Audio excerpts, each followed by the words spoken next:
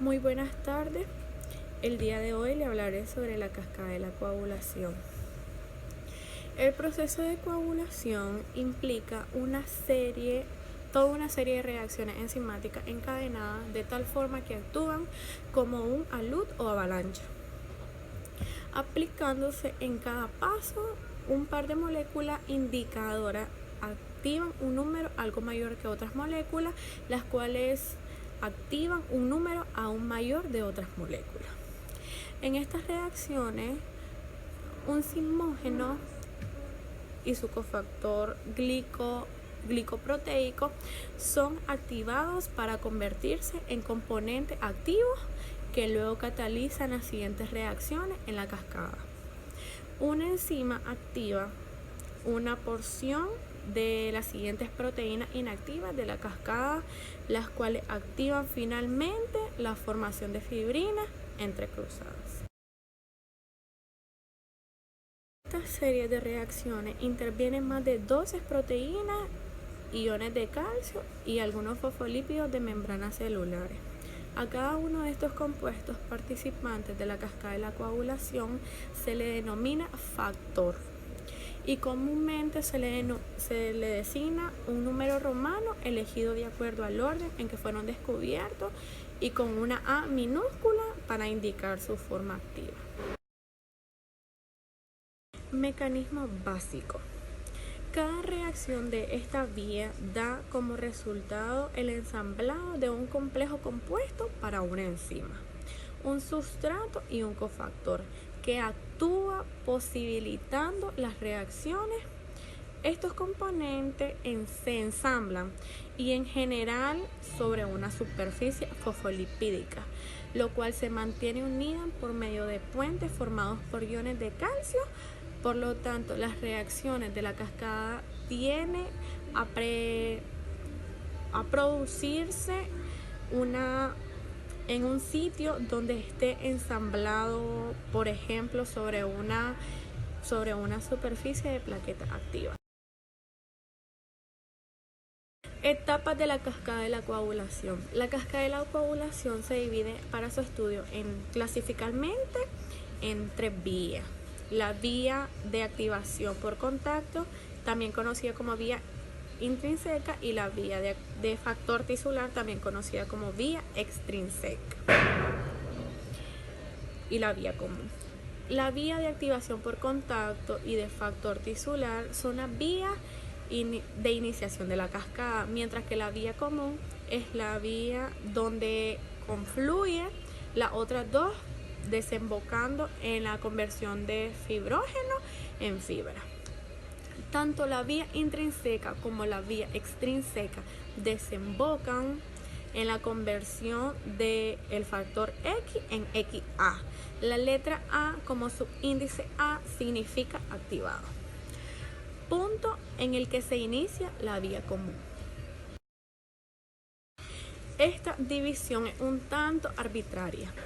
Tiene más que ver con las deficiencias de las técnicas que en su momento se utilizaron para desentrañar los mecanismos implicados, que con lo que ocurre realmente en la lesión vascular, ya que en este último caso se establecen varias interrelaciones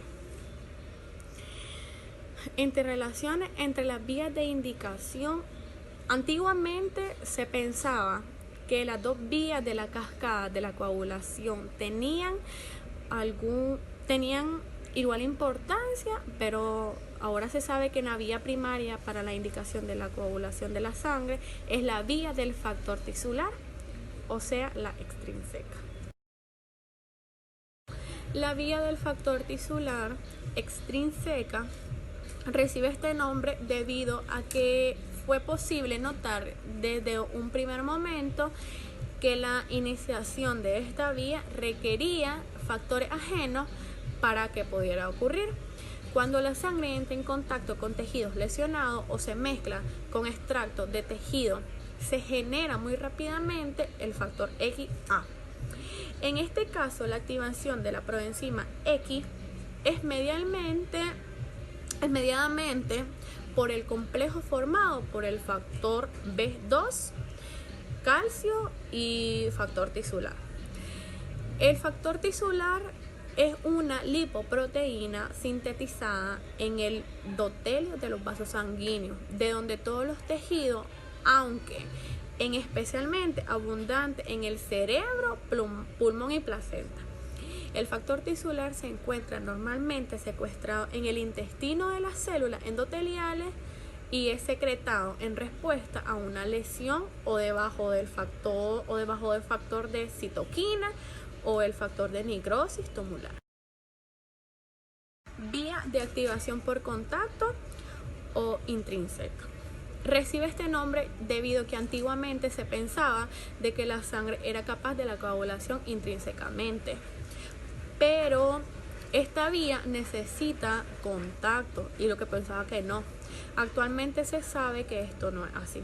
De hecho, la vía intrínseca es la que inicia el proceso y la vía extrínseca es la que sirve como mecanismo de amplificación y es la que realiza el proceso hemostático, la cual realiza el proceso y desempeña un papel en los mecanismos inflamatorios. El proceso de la coagulación en esta vía se desencadena cuando la sangre entra en contacto con la superficie extraña, es decir, diferente en el endotelio vascular. Vía final común. Llegando al punto en donde se activa el factor X, ambas vías confluyen en la llamada vía común. La vía común termina con una conversión de fibrinógeno en fibrina y la posterior entrecruzamiento de la misma estableciendo el coágulo. A grandes rasgos implican dos pasos. El primer término FXA, actuando sobre la protombina, convirtiéndola en trombina, y en el segundo término la trombina convirtiéndose en fibrina, actúa sobre el fibrinógeno y convirtiéndose en fibrina. El factor 13 convirtiéndose en F3. La fibrina polimeriza espontáneamente formando enlace látex de tipo electrostático.